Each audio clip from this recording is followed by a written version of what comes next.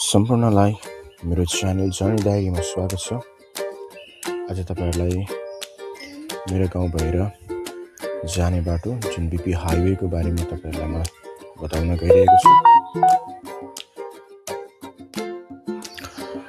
आज चाहिँ विशेष गरी हामी हाम्रो गाउँ नडादेखि चत्रा जाँदैछौँ, जुन चाहिँ लगभग 6 किलोमिटर रहेको छ।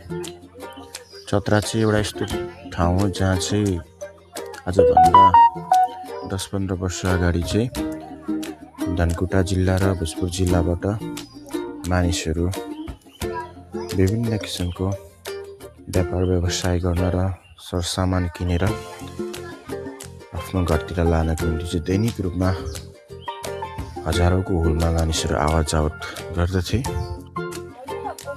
यो चाहिँ बीपी हाइवे हो, जुनदेखि चाहिँ काठमाडौँ दैनिक रूपमा मानिस आवत जावत गर्ने गर्दछ, जसद्वारा चाहिँ प्रत्येक यात्रुहरूलाई चाहिँ एकदम सहज र छिटो र छरिलो तरिकाले चाहिँ काठमाडौँ जान र आफ्नो कामहरू गर्न र फेरि फर्केर आउनु चाहिँ हाइवेले ठूलो महत्त्वपूर्ण भूमिका खेल्दै आएको छ। यो चाहिँ चत्रा बजारको गेट हो।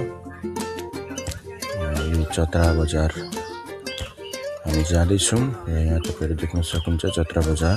यहाँनिर विभिन्न किसिमका व्यापार व्यवसायहरू रहेको छ।